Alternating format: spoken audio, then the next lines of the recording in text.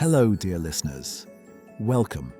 Today, I have a story that will warm your hearts and wash away all the day's fatigue, lulling you into a peaceful sleep. The Secret of the Night Star, the legacy buried beneath the tracks. Before we begin, tell me where in the world you're listening from and what time it is there right now. And if you like, you can choose the topic for the next story. I read all your comments. Your thoughts are very valuable to me. To encourage more stories like this, don't forget to subscribe and like. It motivates me. Now, relax and unwind. Take a deep breath. The story begins. Chapter 1. An Unexpected Invitation. In the fall, Baker Street was practically covered in rust. The warm light streaming from the window of apartment seemed to defy the rust outside. Sherlock Holmes, sitting in front of the fireplace as usual, took one last puff from his pipe and blew the smoke into the sky. Dr. John Watson sat in his chair reading the newspaper. Every now and then he looked up from his paper and glanced at his friend Holmes. He studied his thoughtful face. It was rare to see Holmes so calm.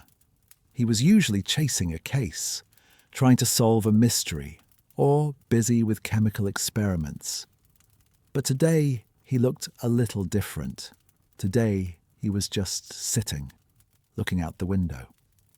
"Holmes," said Watson, folding his newspaper and setting it aside. "Seeing you so calm really worries me. What are you thinking?" Holmes smiled slightly. It was a warm and sincere smile, not the kind he usually gave.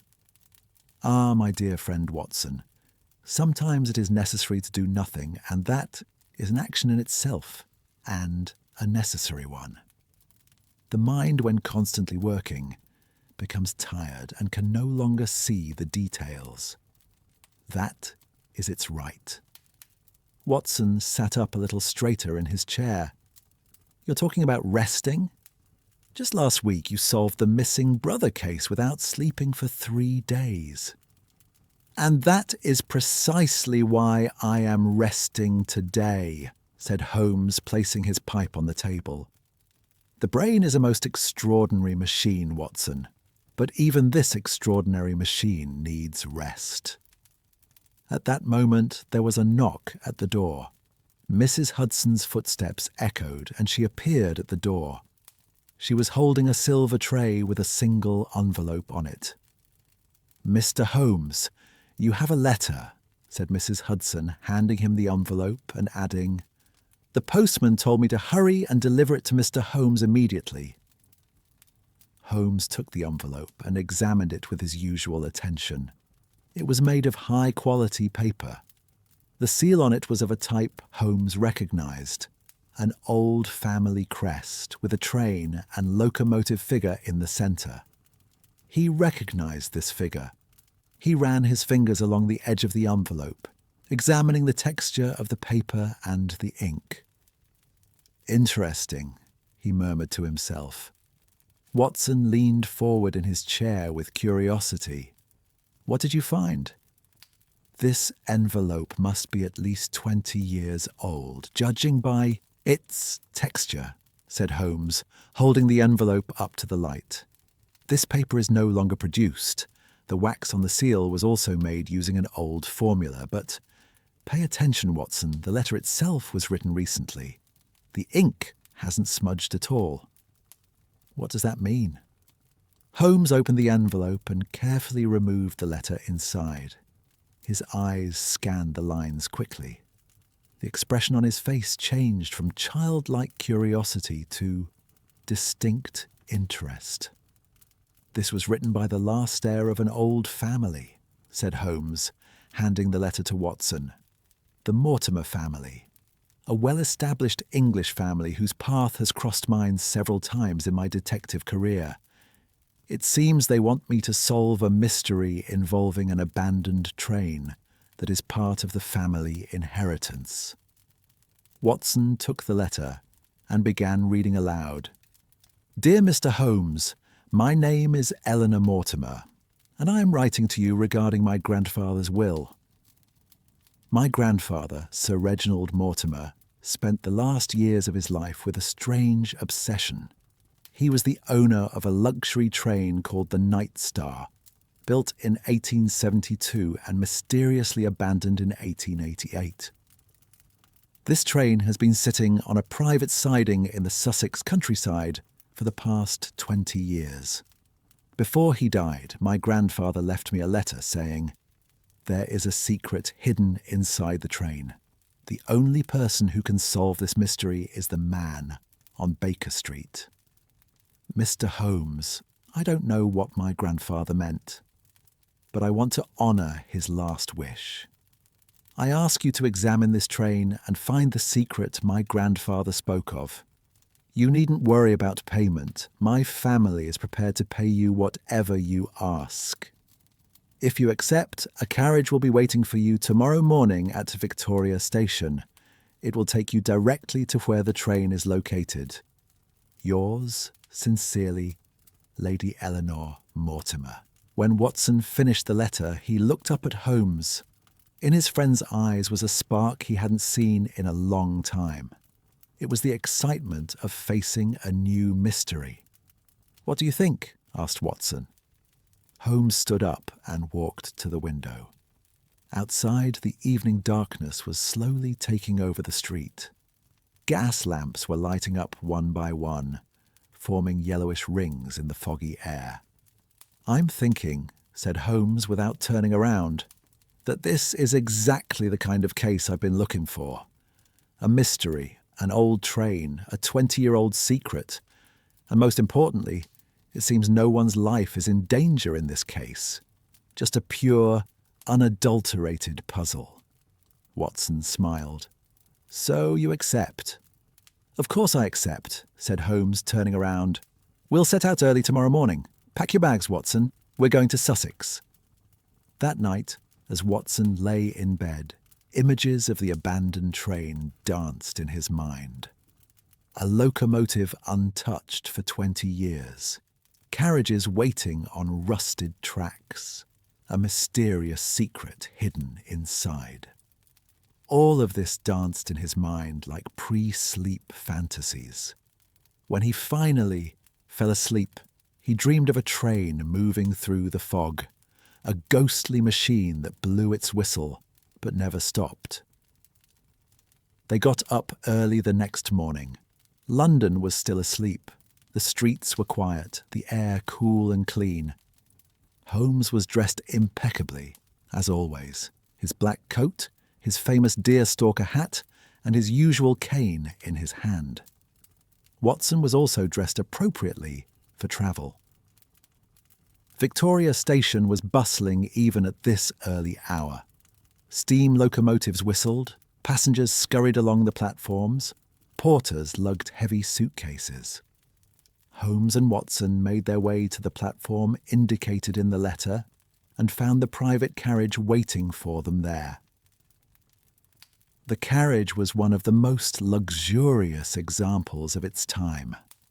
With its dark mahogany panelling, gold leaf decorations and velvet curtains, it resembled a palace chamber. Upon entering, they found a young woman waiting for them. She was in her late 20s, elegant and noble-looking.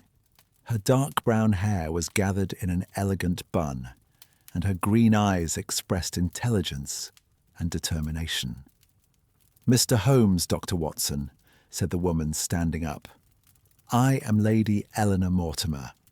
Thank you for coming." Holmes bowed slightly. "Lady Mortimer, your letter was most intriguing. I would like to ask you a few questions, if you will allow me." "Of course," said Eleanor, gesturing for them to sit. "I will tell you everything I know." As the train began to move, Holmes began his questions. His voice was calm and methodical, as careful and precise as a surgeon preparing for an operation. "Why did your grandfather, Sir Reginald, build this train?" Eleanor looked thoughtful. "My grandfather was a big name in the railway industry. He built many lines starting in the 1850s. But the Night Star was different. It was his personal project, his passion. He wanted to create the most luxurious, the most beautiful, the most perfect train. And why was it abandoned in 1888? A shadow fell over Eleanor's face. I don't have clear information on that. My grandfather never spoke about it. All I know is that in October 1888, the train made its final journey and was never used again. Holmes interlaced his fingers, thinking as he always did. What happened on its last journey? Any accident? Any incident? According to official records, nothing happened, said Eleanor. The train was taken to a private depot in Sussex and remained there. My grandfather hired a caretaker to look after it. This man guarded the train for years, kept it clean. But my grandfather never went there again. Watson asked curiously, "Is that attendant still alive?" Eleanor shook her head. "No, he passed away 5 years ago. His name was Thomas Blackwood. But his nephew, young Arthur Blackwood, is now guarding the train. You'll find him there." The train left the crowded streets of London and headed into the countryside. Looking out the window, green meadows, small villages, and old stone farmhouses could be seen. Autumn colours added a warm tone to the landscape. Golden yellow, orange, and red leaves adorned the trees. Holmes gazed silently out the window. His mind had already begun working, piecing together clues, weighing possibilities. A 20-year-old secret, an abandoned train, a message left before death. All these were pieces of a great puzzle. "Lady Mortimer," said Holmes, turning his gaze from the window, "was there anything else in the letter your grandfather left you? Any clues, any details?" Eleanor took a folded piece of paper from her bag. "Just this," she said, handing it over. "A few lines written in my grandfather's handwriting."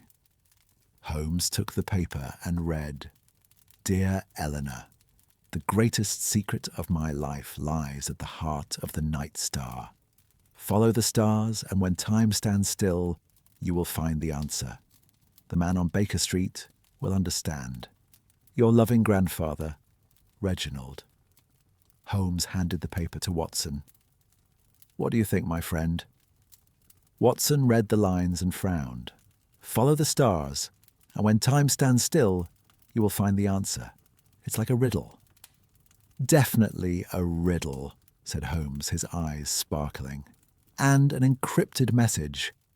Grandfather Mortimer wanted his secret to be solved, not by everyone, but only by someone who could understand it." The train began to slow as it approached the Sussex border. Outside, the landscape was changing. Meadows gave way to wooded areas.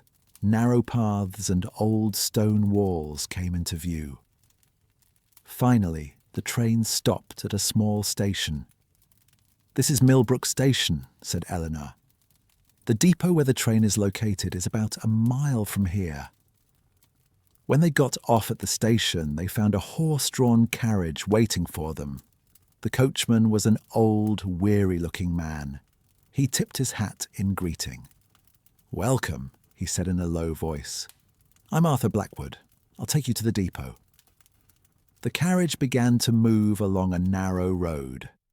Around them, tall oak trees formed a corridor. Leaves rustled in the wind. Birds flitted from branch to branch. The air was cool but pleasant. That sweet, melancholy atmosphere of autumn enveloped everything. Holmes was studying Arthur Blackwood carefully. The man appeared to be in his 40s. His hands were calloused, his face weathered by the elements. But there was a strange look in his eyes, as if he knew something but didn't dare say it. "Mr. Blackwood," said Holmes in a relaxed voice, "your Uncle Thomas guarded this train for many years. Did he ever tell you anything about the train?" Arthur hesitated for a moment. My uncle wasn't very talkative, he said finally. But sometimes he would say that strange noises came from the train at night, as if someone were inside. Watson asked suspiciously, "Ghosts?" Arthur shook his head. "No, not ghosts. My uncle said they were echoes of the past, that the train remembered what had happened inside it." Holmes smiled slightly. Such explanations did not interest him. He believed in concrete evidence, logical deductions. But still, it was clear that the old train had a story, and that story was waiting to be solved. Finally, a large structure appeared among the trees. It was an old train depot. Its brick walls were covered in moss, its roof partially collapsed, its windows broken. But the structure still stood, as if resisting to protect the treasure inside. Arthur stopped the car and they all got out. In front of the depot were large iron doors. The doors were rusty but still openable. "Here," said Arthur, pointing to the doors. "The Night Star is waiting for you inside." Holmes took a deep breath. They were on the threshold of a mystery. A secret, hidden for 20 years, lay behind these doors. And Sherlock Holmes, as always, was determined to bring it to light. As the doors creaked open, a light cloud of dust rose from inside. As they stepped into the dark warehouse, their eyes slowly adjusted to the dim light. And there, frozen in time, they encountered a magnificent sight. The Night Star, in all its splendor, awaited them. The train's shiny black body still retained its nobility despite years of dust. The gold leaf decorations sparkled even in the dim light. The large headlight at the front of the locomotive seemed ready to ignite at any moment. This was no ordinary train. It was a work of art, the embodiment of an era's grandeur. Holmes walked slowly around the train. His fingers traced the body, wiping away dust, examining the craftsmanship beneath. His eyes scanned every detail, committing every nuance to memory. "Extraordinary," he murmured. "Truly extraordinary." Watson came up beside his friend. "Where shall we begin?" Holmes turned and smiled. That familiar light shone in his eyes, the excitement of a hunter who has found the trail. "At the beginning, my dear Watson. As always, at the beginning." And so began the journey to unravel the secrets of the Night Star. Chapter 2. The Secrets of the Night Star. The air inside the depot was heavy and dusty. This space, closed for years, seemed frozen in time. Dust particles danced in the beams of light, filtering through the broken glass in the ceiling. Holmes walked slowly around the train while Watson and Lady Eleanor waited behind. The Night Star consisted of 5 cars: the locomotive, a coal car, 2 passenger cars, and at the rear, a special car that looked slightly larger than the others. Holmes examined each car from the outside, his fingers running over the body, his eyes missing not even the smallest detail. "Watson," said Holmes, his voice echoing in the shed, "look at that window." Watson approached and looked where Holmes was pointing. One of the windows on the second passenger car was different from the others. The glass wasn't broken, but there were marks around the edges, as if someone had been opening and closing it regularly. "Someone has used this window," said Watson. "Yes, and recently," said Holmes, running his finger along the sill. "The layer of dust here is much thinner than on the other windows. Within the last few months, perhaps more recently, someone has been going in and out through this window." Arthur Blackwood stood a few steps back. His face paled when he heard Holmes's words. I sometimes go in to check," he said in a timid voice. "Like my uncle did." Holmes turned and looked at the man. His gaze was sharp, but not judgmental. "Check? What kind of check?" Arthur swallowed. to make sure everything was in its place. My uncle would have wanted it that way. Holmes nodded, but the look in his eyes showed he didn't fully accept this explanation. Still, he let the subject drop for now. "Let's go inside," said Holmes, walking towards the locomotive steps. "This train has a lot to tell us." The locomotive door creaked open. The interior was, as expected, cramped and filled with mechanical parts, but everything was surprisingly well preserved. The gauges, levers, and valves all still looked functional. "Your uncle was a very meticulous man," said Holmes, turning to Arthur. "This locomotive doesn't look like it was abandoned 20 years ago. It looks like it was used yesterday." Arthur smiled slightly. "My uncle loved this train. He treated it like a child, and I tried to carry on his tradition." Holmes stepped out of the locomotive and moved to the first passenger car. The interior reflected the most luxurious travel standards of the era. Velvet seats, carved wooden panels, crystal chandeliers, and elegant curtains.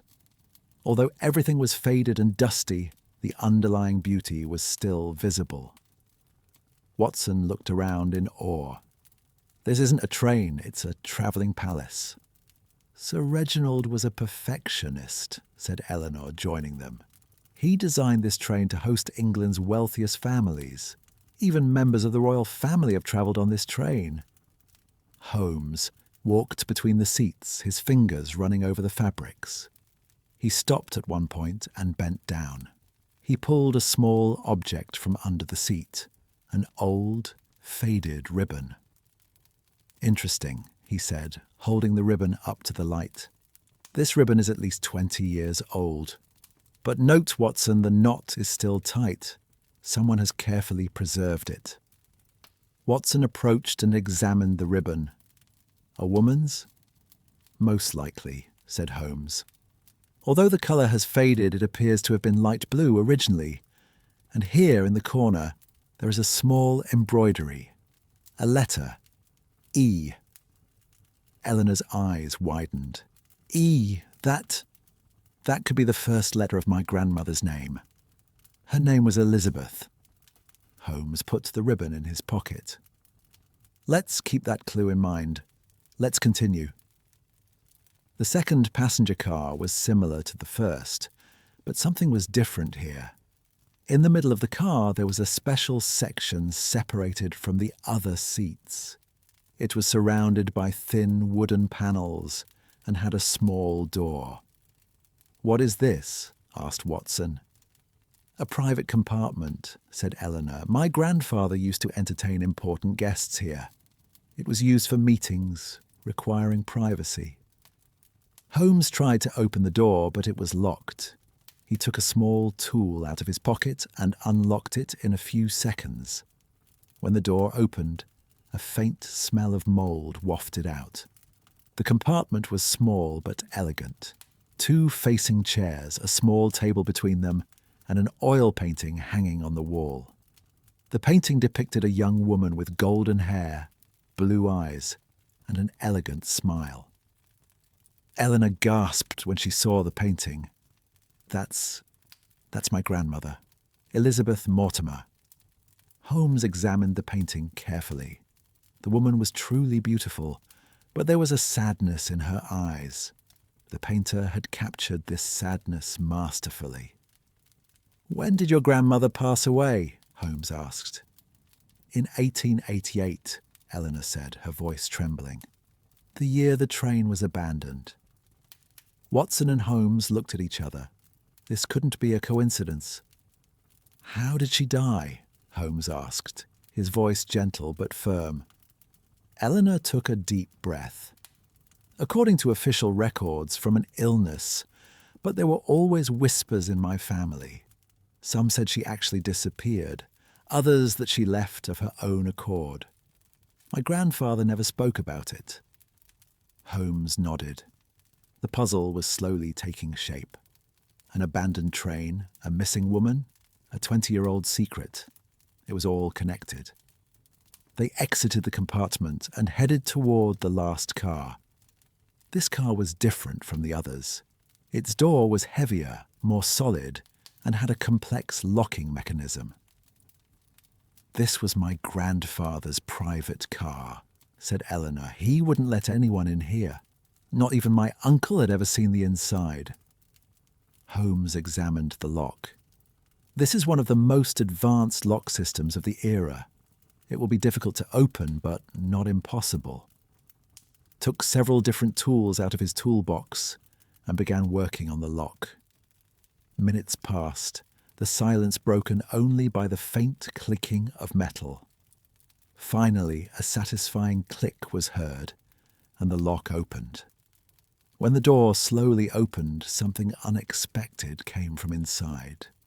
A faint scent of flowers. This scent shouldn't have been present in a wagon that had been closed for 20 years. Holmes frowned and stepped inside. The wagon resembled a study.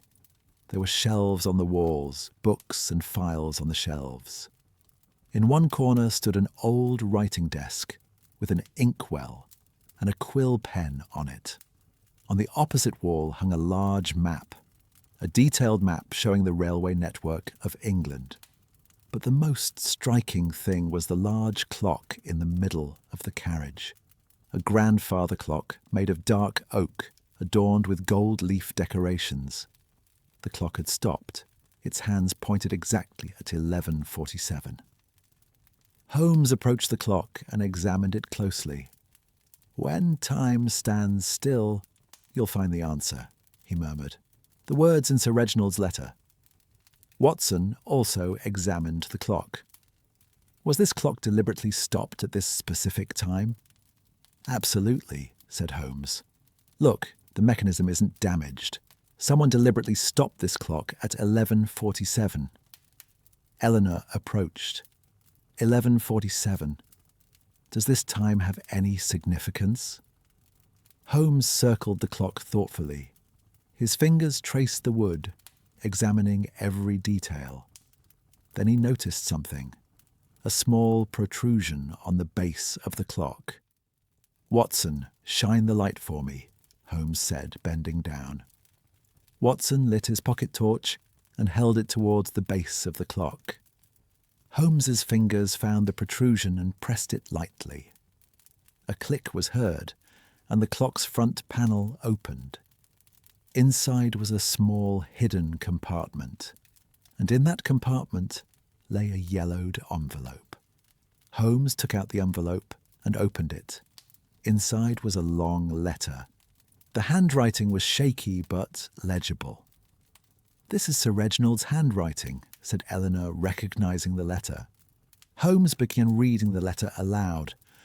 "Whoever finds this letter, my name is Sir Reginald Mortimer, and I am writing these lines in October 1888, during the darkest period of my life. 20 years ago, as a young and ambitious man, I entered the railway business. I went from success to success, accumulated wealth, and gained a respectable position in society. But all this came at a price. I married Elizabeth in 1865. She was the most beautiful, kindest woman I had ever met. But I was so immersed in my work that I failed to give her the attention she deserved. For years I neglected her, left her alone.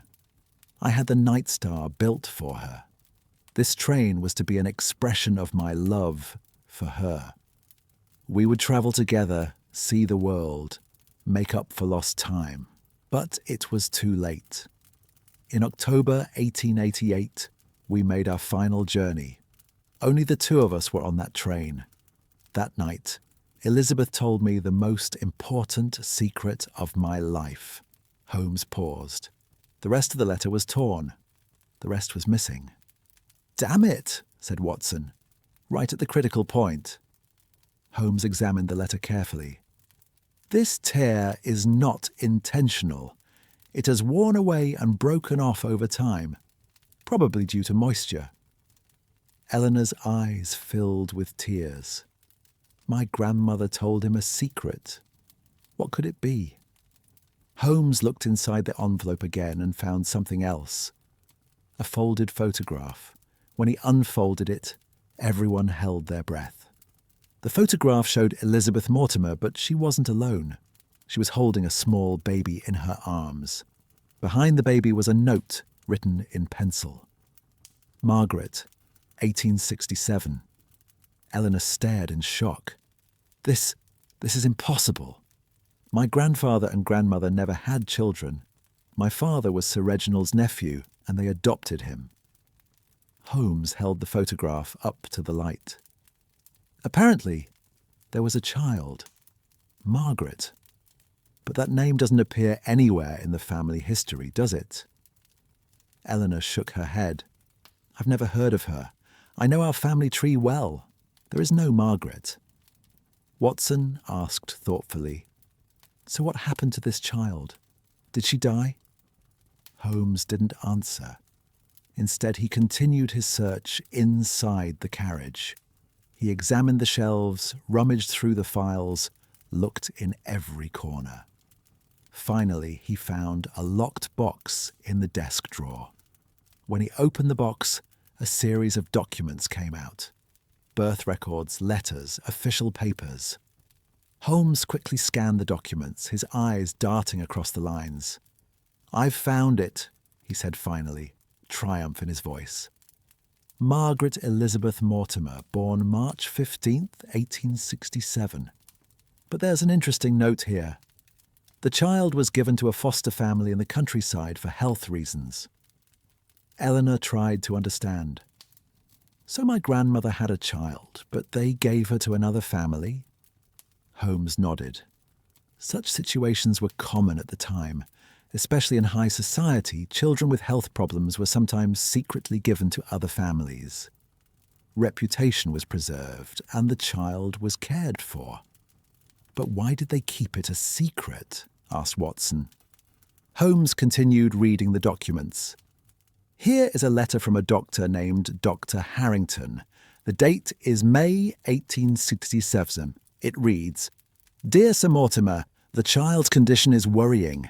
She has a congenital heart condition and cannot live in London's polluted air. The clean air of the Sussex countryside would be the best option for her. Eleanor wiped her eyes.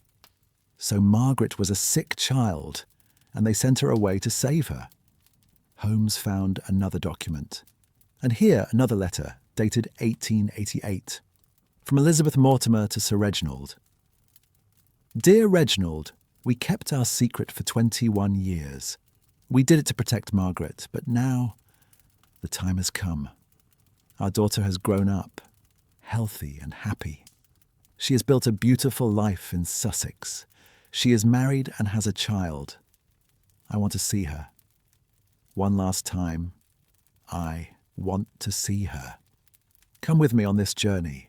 One last voyage with the Night Star, to say goodbye to our daughter. With love, Elizabeth. A deep silence fell in the carriage. The story was slowly unfolding. Sir Reginald and Elizabeth had a secret daughter. They had given her to another family to protect her. And in 1888, before Elizabeth died, she wanted to see her daughter one last time. Holmes spoke thoughtfully. You said Elizabeth died in 1888, but we don't actually know what happened that year, do we? Eleanor shook her head. The official records say she died of illness, but as I said, there were always whispers in my family. Holmes found a new document. Look, here's a page from Sir Reginald's diary. October 18th, 1888. I lost Elizabeth, but not as I had imagined. In her final moments, she was happy. She saw Margaret, embraced her granddaughter. 21 years of longing came to an end. As she took her last breath, she was smiling. I will never use this train again. This was Elizabeth's final journey. The Night Star will remain forever in her memory. The secrets I have kept hidden will one day be found by the right person, and then my family will learn the truth. Watson took a deep breath. So Elizabeth went on the train's final journey to see her daughter and passed away there. Holmes nodded. And Sir Reginald left the train to preserve that memory. But he left one thing out. What happened to Margaret? Eleanor asked excitedly. Margaret, could she still be alive? Or her children? Holmes returned to the documents. There's an address here. Willow Cottage, Millbrook, Sussex. That must be where Margaret lived. Arthur Blackwood had been listening quietly until now. But when he heard that name, he flinched. Willow Cottage, he said slowly. I know that house, but... Holmes turned to the man. But what, Mr. Blackwood? Arthur swallowed. That house belonged to my uncle. It's the house I live in now. Everyone looked at Arthur in astonishment. Holmes's eyes lit up. The final piece of the puzzle was falling into place. Mr. Blackwood, said Holmes, his voice calm but firm, was your Uncle Thomas your real uncle? Or is there something missing from your family story? Arthur's face paled. I didn't know everything. My uncle told me some things before he died, that my mother's name was Margaret, that she came from a noble family, but I didn't know the details. Eleanor held her breath. That means, Holmes finished. Mr. Arthur Blackwood, you are the grandson of Lady Elizabeth Mortimer, the grandson of Sir Reginald Mortimer, and Lady Eleanor, you are his cousin. A deep silence fell in the carriage. Two people had discovered they were relatives after a 20-year secret. Eleanor, her eyes filled with tears, looked at Arthur. Arthur looked back at her, a mixture of emotions on his face. Is that why? Said Eleanor, her voice trembling. My grandfather chose you to protect the train. Because you're family. Arthur nodded. My uncle said so. This train is your inheritance, he said. Protect it. But I never understood why. Until now. Holmes smiled. Sir Reginald knew his secret would be solved one day, and he hoped that when it was, the family would be reunited. The clues he left were meant to prepare for this moment. Watson asked thoughtfully, So what does 11:47 on the clock mean? Holmes turned back to the clock. Most likely, the moment Elizabeth Mortimer took her last breath. Sir Reginald wanted to immortalize that moment. Eleanor and Arthur looked at each other. Relatives they had lived without knowing for years were now before them. The story was sad, but in the end there was beauty. The lost family members had been reunited. But Holmes's work was not yet done. He continued to examine the files in the corner of the carriage. There was something else, a piece he had not yet found. Follow the stars, said Holmes, remembering Sir Reginald's letter. The train's name is Night Star, but is that just a name or a real clue? Holmes looked up at the ceiling. On the ceiling of the carriage was a complex star pattern.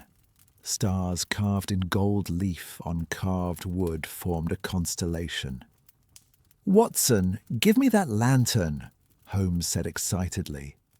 He examined the pattern on the ceiling. The stars were not random. They were arranged in a specific pattern. And in the centre of the pattern was a star larger than the others.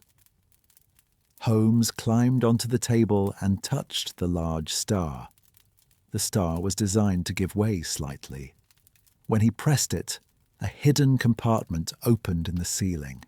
Out fell a small box covered in velvet. Holmes caught the box and opened it. Inside was a magnificent necklace, a silver star necklace adorned with sapphire stones, and on the back of the necklace a small inscription, To Elizabeth, with my eternal love. Ah. Eleanor blinked. This must be the necklace my grandfather gave my grandmother. Holmes handed the necklace to Eleanor. "Sir Reginald's final gift. It's yours." Eleanor took the necklace, trembling.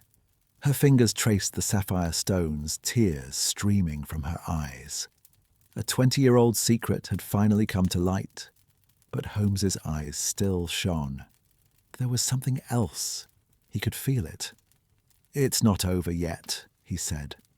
"Sir Reginald wanted his secret to be fully solved, and I feel there's still a missing piece here."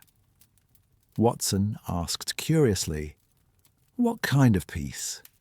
Holmes walked around the carriage, re-examining every detail. Finally, he stopped at one of the walls. The wall looked slightly different from the others. Between the wooden panels, there was an almost invisible line. His fingers traced the line and found a small latch. When he turned the latch, the panel on the wall slid aside, revealing a small room behind it. "A secret room," said Watson in amazement. The room was small, barely big enough for one person. Inside there was only one item, a large oak chest. Holmes pulled the chest out and opened it. Inside were a series of objects, old photographs, letters, and most importantly, a thick, leather-bound notebook. "Sir Reginald's actual diary," said Holmes, opening the notebook. "The whole story is here." He began to read the diary. The pages were filled with memories, confessions, regrets, and love. Sir Reginald had written the entire story of his life in this notebook. And on the last pages was the message he left for his family. "Whoever reads these lines, I consider my life a long journey filled with mistakes and successes. My greatest mistake was neglecting my loved ones. My greatest achievement was the sacrifices I made to protect them. We had to send Margaret away. The cruel society of that time would not accept a sick child. But we always loved her, always thought of her. Elizabeth was the love of my life. When I lost her, my world went dark. But in the end, she died happily. She saw her daughter, held her grandchild. She left in peace. The Night Star is a witness to our story. Whoever protects this train is part of our family. And one day, the right person will uncover these secrets. Then our family will be reunited. The missing pieces will come together. With love, Sir Reginald Mortimer." Holmes closed the diary. The story was complete. Eleanor and Arthur looked at each other. The two cousins, separated by years, were now side by side. The missing pieces had come together, just as Sir Reginald had hoped. "Thank you, Mr. Holmes," said Eleanor, her eyes still moist. "You fulfilled my grandfather's last wish." Holmes bowed slightly. "I merely followed the clues, Lady Mortimer. The real heroes are those who protected this story, Mr. Blackwood and your family." Outside, the sun was beginning to set. The light filtering through the broken windows of the warehouse had taken on a golden hue. The Night Star had finally revealed its secrets. But as Holmes looked out the window, he sensed that the story was not quite over yet. There was one more thing left unsolved, and the next day he would find that final piece. Chapter 3. Traces of the Past. When night fell, the small group set off for Willow Cottage. Arthur Blackwood's house was about half a mile from the warehouse. The path wound its way through the oak trees. The full moon filtered through the leaves, illuminating the way.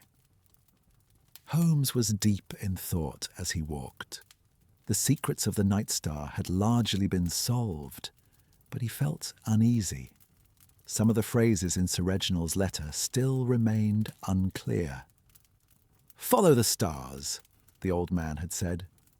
The necklace had been found, yes, but Holmes sensed that this was not the whole story. Watson noticed his friend's pensive state. "Is something wrong, Holmes? I thought we had solved the case." Holmes smiled faintly. Have we really? Or have we only scratched the surface? Eleanor and Arthur walked ahead, discussing their newly discovered family connection. Both were excited and a little bewildered. Two cousins separated by years were now trying to get to know each other. Willow Cottage was a small but charming house, with its whitewashed walls, black wooden frames, and small front garden. It was a typical English country cottage. In the garden, despite the autumn, flowers still bloomed, lavender, late roses, and ivy. Arthur opened the door and invited everyone inside. The interior of the house was as warm and welcoming as the exterior. A fire burned in the fireplace and old family photos hung on the walls. Traces of the past could be seen in every corner. Please sit down, said Arthur, gesturing to the chairs in front of the fireplace. I'll make some tea. Holmes did not sit down. Instead, he began examining the photographs on the walls. Framed within them were faces from different eras. Elderly couples, young families, children. All were pieces of this house's history. One photograph particularly caught his attention. A middle-aged woman was posing with a small child in her arms. The woman's face looked very much like Elizabeth Mortimer. The same gentle smile, the same sad eyes. "Who is this?" Holmes asked, pointing at the photograph. Arthur arrived with the tea tray and looked at the photograph. "That's my grandmother, Margaret, and the child in her arms is my Uncle Thomas." Holmes examined the photograph carefully. Your grandmother Margaret was the daughter of Sir Reginald and Lady Elizabeth, and your Uncle Thomas was their grandson.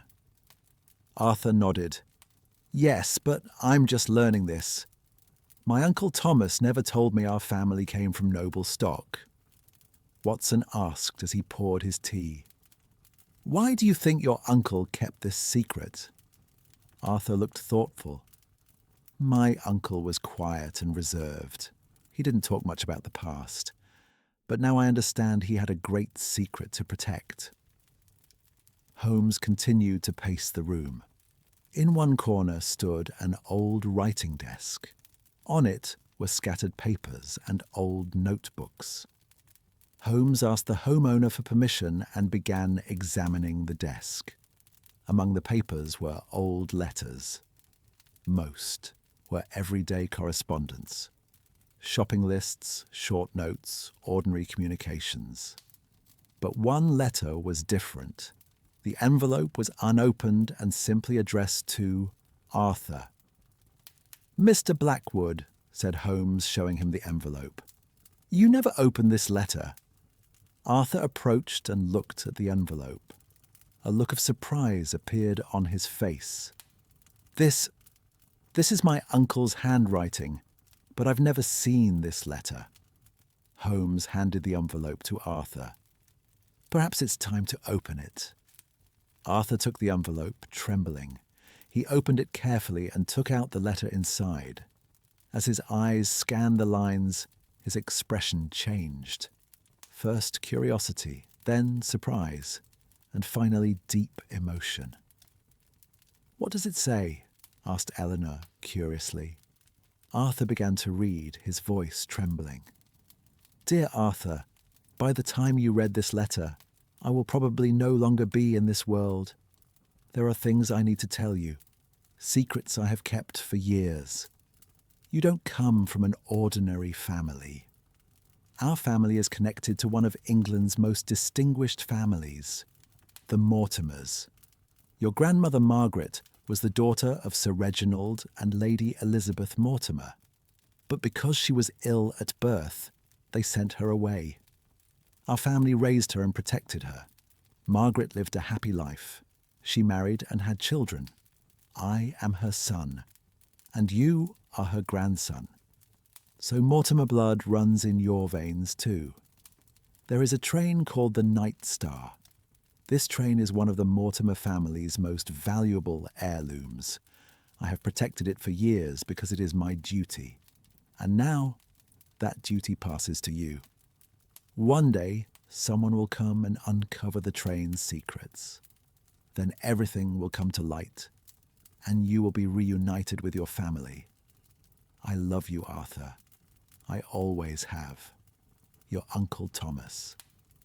When Arthur finished reading the letter, his eyes were filled with tears. Eleanor came over and placed her hand on his shoulder. The two cousins now truly understood each other. Holmes walked to the window and looked outside. The moon bathed the garden in a silvery light. The story was beautiful, but something was still missing. "Mr. Blackwood," said Holmes without turning around, "did your Uncle Thomas ever mention hiding something else inside the train?" Arthur thought. Sometimes he would talk about the heart of the train. "When the heart stops, the truth comes out," he would say. But I never understood what he meant. Holmes's eyes lit up. When the heart stops? The clock. It stopped at 11:47. But perhaps the clock was just a sign. The real heart might be somewhere else. Watson asked excitedly, "What could he have meant by the heart of the train?" Holmes thought, "What is the heart of a train? The locomotive, the source of power, where the movement begins." Eleanor understood. "We didn't examine the locomotive thoroughly. We only looked at it from the outside." Holmes nodded. "Tomorrow morning, we'll take a closer look at the locomotive. But for now, let's get some rest. It's been a long day." That night, they stayed at Willow Cottage. Arthur prepared rooms for his guests. Even as Holmes lay down in his bed, he continued to think. In his mind, the pieces of the puzzle danced. The clock, the stars, the heart, the train. They were all connected somehow. Around midnight, Holmes quietly got out of bed. He couldn't sleep. His mind was too active. He went to the window and looked outside. The full moon shone in the sky. The stars were like diamonds scattered on dark velvet. "Follow the stars," he murmured. But which stars? His eyes scanned the sky. He recognized the constellations, the Big Dipper, the Little Dipper, Orion. But something caught his attention. In the north, there was a bright star, the North Star, the guide for travelers, the compass for sailors. And then he understood. Sir Reginald's message contained an astronomical clue.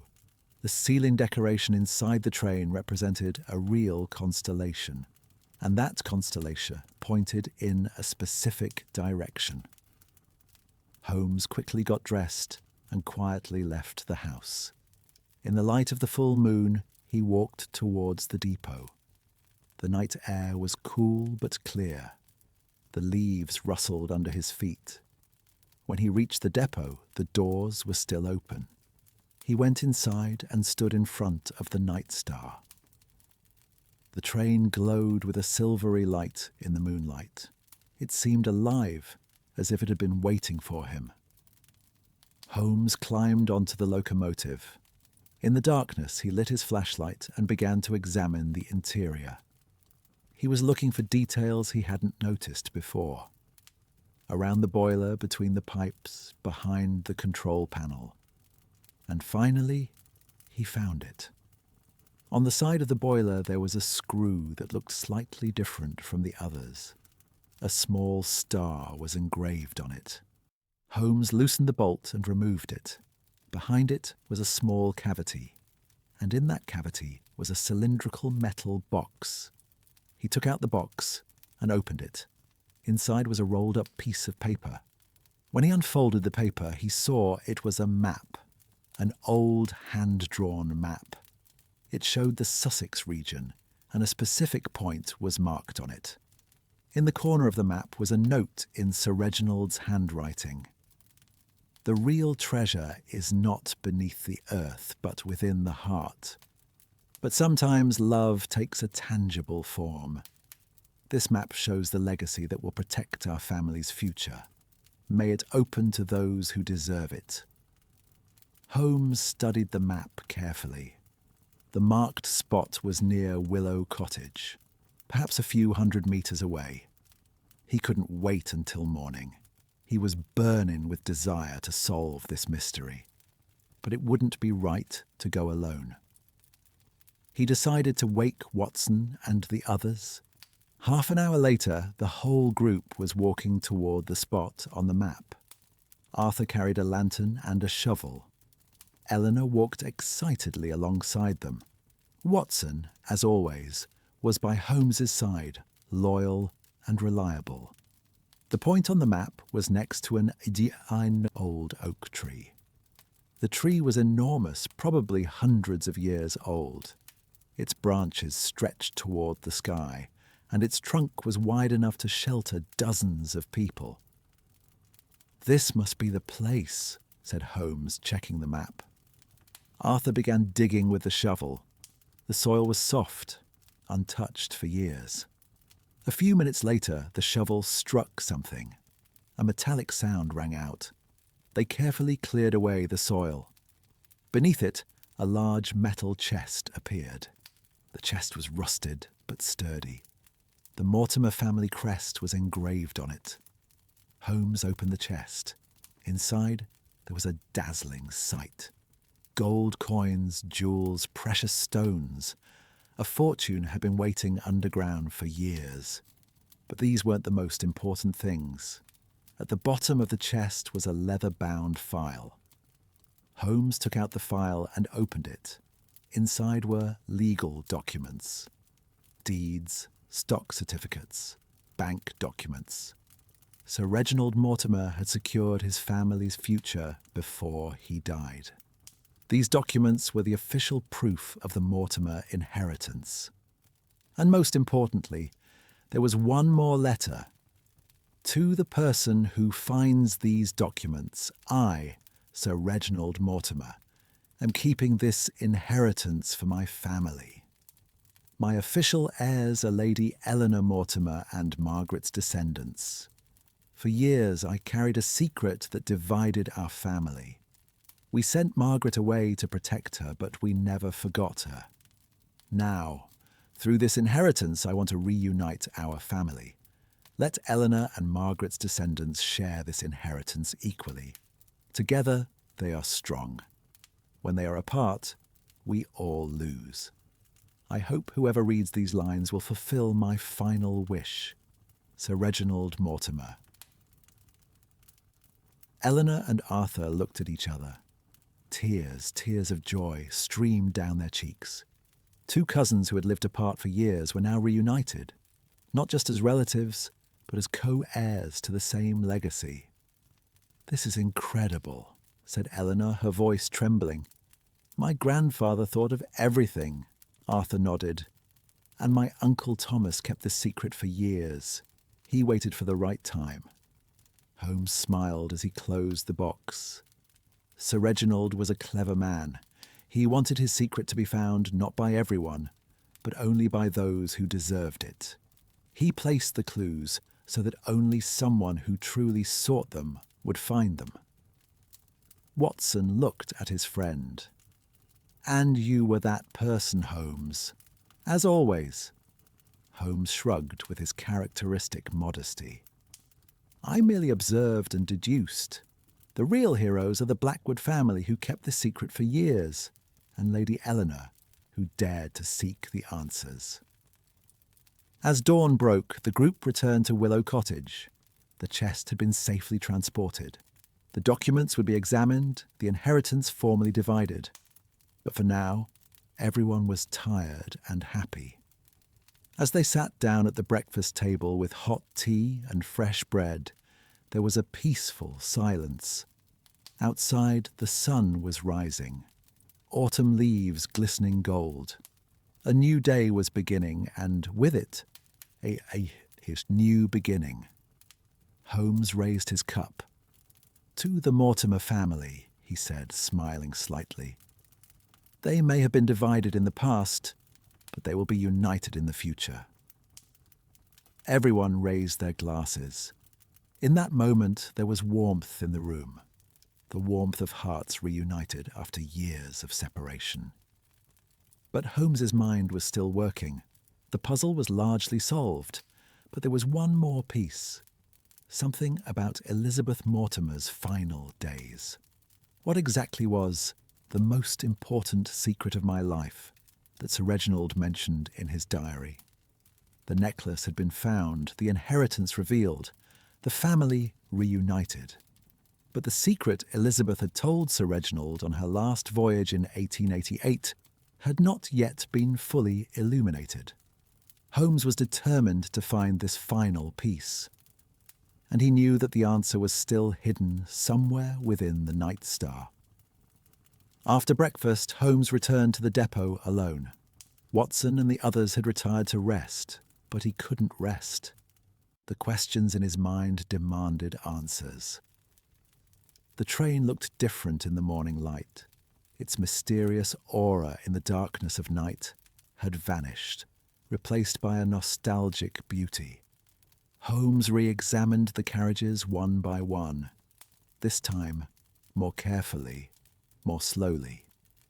When he reached the last car, he noticed something he had missed before. On one of the walls there was a panel that was a slightly different colour from the others. The panel had faded slightly over the years, but upon closer inspection, it was clear that it was different from the original. Holmes examined the panel. There were small nails around the edges. The panel looked like it had been added later. He ran his fingers along the edges and slowly removed the panel. Behind it was a small niche, and in this niche was an old book. It was leather-bound with the word "Diary" written in gold lettering. Holmes took out the book and opened it. On the first page, written in elegant handwriting, was Elizabeth Mortimer, 1888. Elizabeth's diary. Not Sir Reginald's, but Elizabeth's own diary. Holmes took a deep breath and began to read. The pages contained a woman's deepest feelings, hopes, fears, and secrets. When he reached the last pages, everything became clear. October 15th, 1888. Today is the happiest day of my life. I saw Margaret. After 21 years, I held my daughter in my arms. She is beautiful, healthy, happy. She has a husband, a son. She has built her life, stands on her own 2 feet. When I saw her, I cried. Tears of joy, tears of regret, all mixed together. But my daughter forgave me. "Mother," she said, "I always knew, and I always loved you." Reginald cried too. That tough, strong man cried like a child as he hugged his granddaughter. The weight of the years lifted from his shoulders in that moment. October 17th, 1888. The doctor told me I didn't have much time left. I already knew. That's why I made this journey. I wanted to see my daughter before I went. Now, I am at peace. I made many mistakes in my life, but I also made the greatest right. I loved Margaret. I protected her, and in the end, I said goodbye to her. October 18th, 1888. This will be my last entry. The Night Star carried me on my final journey. This train is a witness to our story. I told Reginald to protect this train. Inside it are traces of our love. And one day, someone will find those traces. Then our story will live on forever. Goodbye, Elizabeth. Holmes closed the diary. His eyes were moist. This was no ordinary case. It was a love story. The story of a lost family, of reunion, forgiveness, and peace. Elizabeth Mortimer had spent her last days with her daughter. She had made amends for the greatest regret of her life. And she had died in peace. Sir Reginald had fulfilled his wife's last wish. He had protected the train, kept the secrets, and hoped that one day the family would be reunited. And now, years later, that hope had come true. Eleanor and Arthur had met. The missing pieces had come together. Holmes carefully closed the diary and put it in his pocket. This had to be given to Eleanor. Her grandmother's last words were one of the family's most precious legacies. As he left the warehouse, he looked back. The morning star sparkled in the morning sunlight. It no longer carried a secret. It was now just a beautiful memory, a witness to the grandeur of an era. And perhaps, Holmes thought, perhaps one day this train would run again. It would travel along the tracks once more, carrying new stories. Because some things never die. They just wait. They wait for the right time, the right people. By the time Holmes returned to Willow Cottage, the sun was up. The smell of coffee wafted from the house. Inside, Watson, Eleanor, and Arthur were waiting for him. "Holmes," said Watson when he saw his friend. "Where were you? We were worried." Holmes took the diary from his pocket and handed it to Eleanor. "Your grandmother's diary," he said gently. "It contains her last words." Eleanor took the diary, trembling. As her eyes scanned the pages, tears rolled down her cheeks. But these were not tears of sadness. They were tears of understanding, acceptance, and peace. "Thank you," said Eleanor, her voice a whisper. "This is more precious than anything." Holmes bowed slightly. "It was yours to have, Lady Mortimer. Your grandfather and grandmother loved you very much, and now that love continues with you." In that moment there was warmth in the room. The sadness of the past mingled with the hope of the future. A lost family had been found again, and Sherlock Holmes once more had brought light to the darkness. Chapter 4. New Beginnings. The afternoon sun cast a warm light over the garden of Willow Cottage. Autumn leaves shimmered in shades of gold and copper as they danced in the gentle breeze. Holmes sat on the old wooden bench in the garden, lost in thought. He held his pipe but hadn't lit it. He was just twirling it between his fingers. Watson came over with 2 cups of tea and sat down at the other end of the bench. "You look pensive, Holmes. The case is solved. The family is reunited. Why do you still seem to have something on your mind?" Holmes took a deep breath. "Because this case was different from the others, Watson. There was no murder, no theft, no dark conspiracy. Only love. Misunderstood, hidden, suppressed for years, but finally brought to light." Watson smiled. "And that bothers you?" Holmes shook his head. "No, quite the opposite. It makes me think. I've always pursued logic, reason, and evidence. But sometimes the greatest mysteries aren't solved by logic. Sometimes you have to speak the language of the heart." Watson looked at his friend in astonishment. These were the most emotional words he had ever heard from Holmes. The man who usually avoided emotions, who filtered everything through logic, was now talking about the heart. "Has this case changed you, Holmes?" Holmes smiled slightly. "It hasn't changed me, but it reminded me. It reminded me why I do this work. Not to catch criminals, but to help people. Sometimes that help means bringing a murderer to justice. Sometimes it means reuniting a lost family." Voices came from inside. Eleanor and Arthur were in the middle of a lively conversation. Laughter, surprised exclamations, excited questions. 2 cousins who hadn't known each other for years were now discovering their past.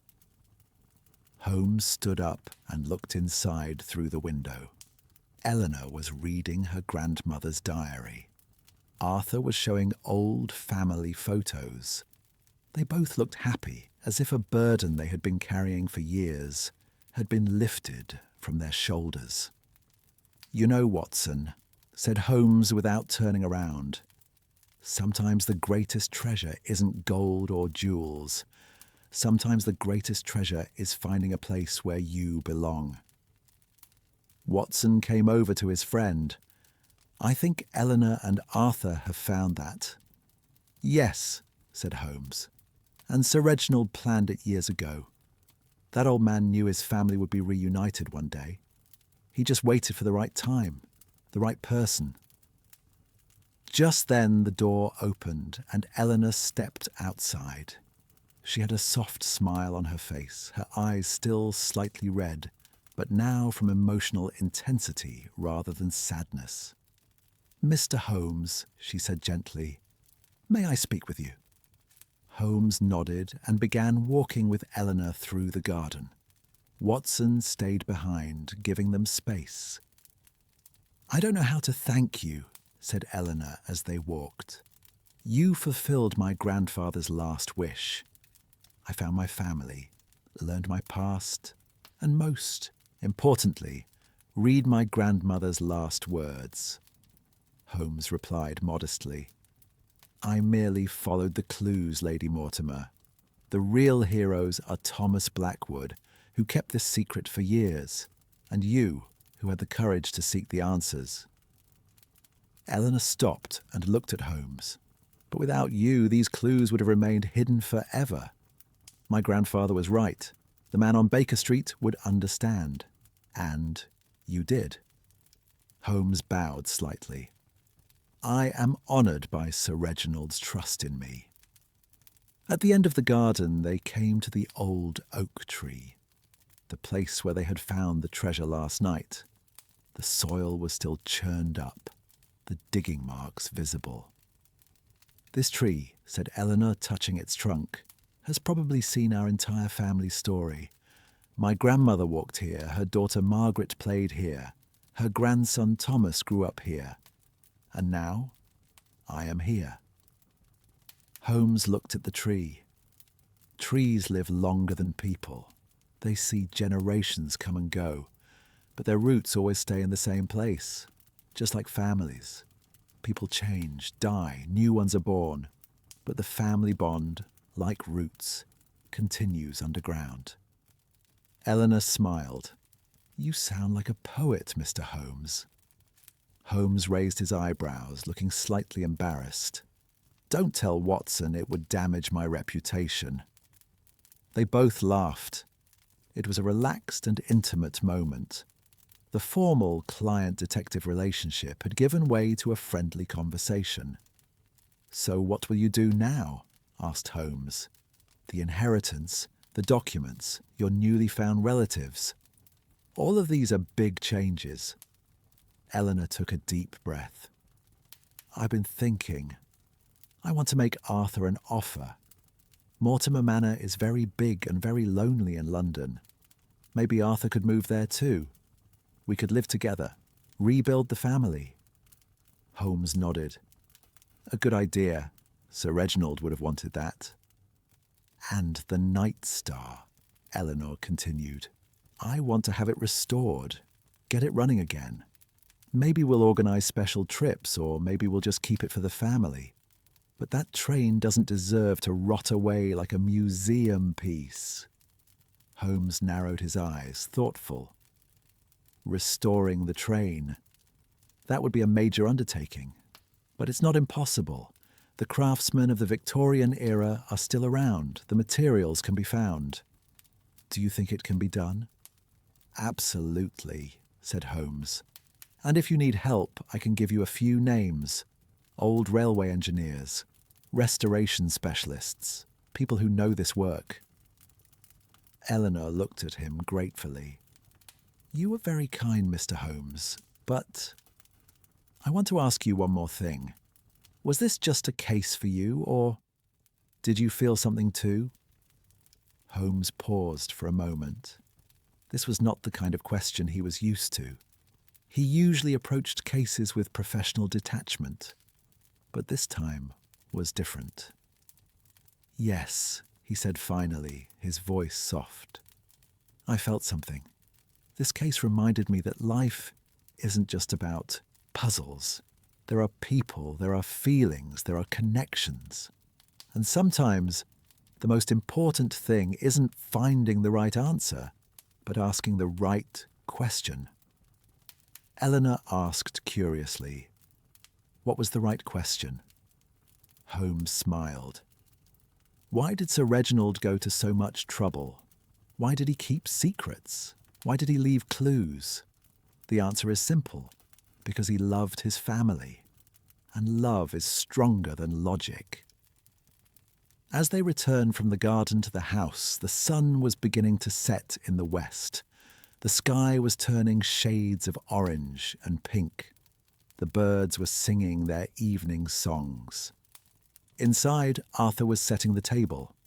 He had brought out fresh bread, cheese, cold meats, and pickles for dinner. Watson sat in front of the fireplace, leafing through an old book. "Just in time," said Arthur, smiling. "Dinner is ready." They all sat down at the table. 4 people who had been strangers just a few days ago. Now they were bound together by a shared experience, a shared mystery, and a shared discovery. During the meal, the conversation flowed easily and cheerfully. Arthur recounted memories from his childhood, the things his Uncle Thomas had taught him, days spent in the countryside, games he played in the train depot. "As a child," Arthur said, smiling, "I would climb onto the Night Star's locomotive and pull the whistle. Of course it didn't work, but I would imagine it. I would imagine the train running on steam, moving along the tracks, going to distant lands." Eleanor listened, her eyes shining. "I was fascinated by trains as a child, too. My grandfather would take me to Victoria Station. We would watch the trains for hours, but he never mentioned the Night Star. Now I understand why." Holmes spoke as he took a slice of bread. Sir Reginald had buried the painful memories, but he never forgot. The care he took to preserve the train proves that. Watson raised his glass. "Thank you for this lovely dinner, Mr. Blackwood, and to the newly found family." Everyone raised their glasses. "To the family," they said in unison. After dinner, Eleanor and Arthur began examining the documents, the inheritance, legal procedures, title deeds. It would all take time, but the foundations had been laid. Holmes and Watson sat down in front of the fireplace. The fire gave off a warm glow. Outside, darkness had fallen, and stars were beginning to adorn the sky. "We must return to London tomorrow," said Watson. "Baker Street awaits us." Holmes nodded. "Yes, we must. But I won't forget these few days, Watson. It was an unusual case." "Unusual? It was one of the strangest cases we've ever solved. The ghost train, the hidden treasure, the missing family members." Holmes laughed. "But there was no ghost, only echoes of the past, and the treasure was more valuable than gold. People being reunited." Watson looked at his friend thoughtfully. "Holmes, I'm going to ask you something. And answer. Honestly. Go ahead. Are you happy?" Holmes looked surprised. "Happy? That's a strange question, Watson." "I know, but I'm curious. We've been working together for years, solved countless cases. But I've rarely seen you truly happy. Today, though, you were different." Holmes looked at the fire, watching the flames dance. "Happiness is a complex concept, Watson. For some it means possessions, property, money. For others, family, love, loyalty. For me, it's solving a puzzle, ensuring justice, making the world a slightly better place. And today, you achieve that." Holmes nodded. "Yes, and yes, it satisfied me. Maybe that's what happiness is, knowing that what you do is meaningful." Watson smiled. "You're more romantic than you think, Holmes." "Don't tell anyone," said Holmes, winking. It would damage my reputation." They both laughed. Old friends, new memories made. And tomorrow, when they returned to London, they would carry those memories with them. As the night progressed, the house grew quiet. Eleanor and Arthur had retired to their rooms. Holmes and Watson would stay in the guest room. But Holmes couldn't sleep. Once again he looked out the window. The full moon shone in the sky. Stars scattered points of light across the infinite darkness. In the distance, an owl hooted. The night was peaceful and quiet. Holmes reviewed the last few days in his mind. Lady Eleanor's letter, the train depot, the splendour of the night star, the secret compartments, the old letters, Elizabeth's diary, the treasure chest. They were all pieces of a great puzzle. And now the puzzle was complete. But there was one more thing. Holmes took a small object out of his pocket, a faded blue ribbon. He had found it in the first passenger car. It must have belonged to Elizabeth Mortimer. He should give it to Eleanor, he thought. But a part of him wanted to keep this small memento as a memento of the case. Finally, he put the ribbon back in his pocket. He would give it to Eleanor tomorrow. It was part of her family. It should belong to her. When he lay down on his bed, Holmes fell into a peaceful sleep. In his dream, the night star was moving along the tracks. Its steam whistle was blowing. Its wheels were singing. And there were two faces looking out of the train window. Sir Reginald and Elizabeth Mortimer, hand in hand, smiling. The next morning, after breakfast, it was time to say goodbye. Holmes and Watson were ready to return to London. Eleanor and Arthur came out to see them off. "I don't know how to thank you, Mr. Holmes," said Eleanor, extending her hand. "You changed my life." Holmes shook her hand. "You changed your own life, Lady Mortimer. I merely opened the door. You walked through it." Arthur also thanked them. "Mr. Holmes, Dr. Watson, you will always have a place in this house. Whenever you come to Sussex, our door is open to you." Watson smiled. "Thank you, Mr. Blackwood. Perhaps one day we'll take a tour on the restored Night Star." Eleanor replied, her eyes sparkling. "That would be wonderful. When I have the train restored, I'll invite you all on a special trip. I promise." Holmes took the blue ribbon from his pocket and handed it to Eleanor. "I want to give this to you. It must have belonged to your grandmother. I found it inside the train." Eleanor took the ribbon and ran her fingers over the fabric. Her eyes filled with tears. "Thank you," she whispered. "This is priceless." Final handshakes, final goodbyes. Holmes and Watson began walking towards the station. Behind them, Willow Cottage grew smaller, but the mark they left would remain forever. On the train to London, Watson spoke as he watched the scenery from the window.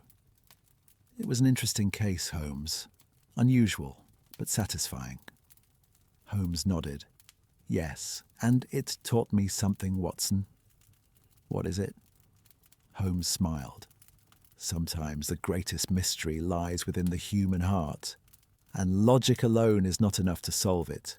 It requires empathy, understanding, and patience." Watson looked at his friend. "You're changing, Holmes." "Perhaps," said Holmes, looking out the window. "Or maybe I'm just discovering a part of myself that was always there, but I ignored." As the train rolled along the tracks, the Sussex countryside remained behind them. Ahead lay the bustling streets of London. New cases, new mysteries, new adventures. But for now, this case was closed. And Sherlock Holmes felt that rare feeling. Peace. Chapter 5. Return to London. As the train passed through the green valleys of the English countryside, A peaceful silence reigned in Holmes and Watson's compartment. The afternoon sun, streaming through the window, cast warm patches on the velvet seats. The rhythmic sound of the wheels echoed in their ears, almost like a lullaby. Watson held an open notebook on his knees. Pen in hand, he took notes with a thoughtful expression. Holmes, meanwhile, lay half-reclined on the opposite seat, eyes closed but alert, replaying the events of the past few days in his mind.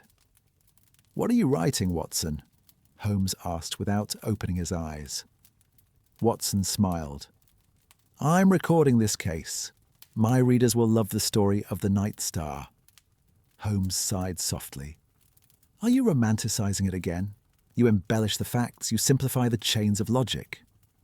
"Readers don't understand pure chains of logic, Holmes. They need a story. Characters, emotions, suspense." Holmes shook his head. "I suppose you're right. Not everyone sees the world as I do." Watson looked at his friend. "Did you learn a lesson from this case, Holmes?" Holmes thought. "Several lessons, actually. First, the past never truly dies. Even after years, even when secrets are buried, they somehow resurface. Second, people's bonds don't weaken with distance and time. And third," Holmes opened his eyes, "sometimes the best case is the one where no one dies. There was no culprit in this case, just people carrying the burden of the past. And in the end, everyone won. The train stopped in a small town. A vendor was selling newspapers and sandwiches from the window. Watson bought 2 sandwiches and a newspaper. "I'm hungry," he said, handing one of the sandwiches to Holmes. "The Sussex air whets the appetite." Holmes glanced at the newspaper. On the second page was a report of a robbery in London. "Look, Watson," said Holmes, showing him the paper. "London awaits us, a jewellery robbery at Burlington Arcade. The police are baffled." Watson asked, "A new case?" Holmes shook his head. "Not yet. I want to rest a bit first. These past few days have been more exhausting than I expected." Watson was surprised. It was extremely rare for Holmes to say he wanted to rest. "Are you all right, Holmes?" Holmes smiled. "I'm fine, Watson. I just have things to think about. This case has had unexpected effects on me." The train entered the outskirts of London.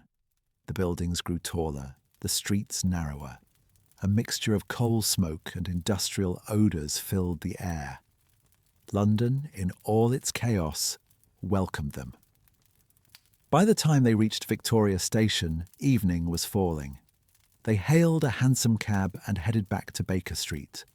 When they opened the door to 221B, warm air and the scent of fresh tea enveloped them.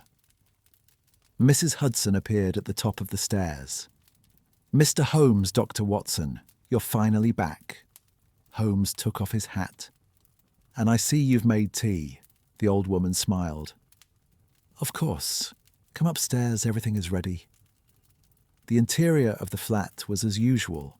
A fire was burning in the fireplace and the tea set was on the table.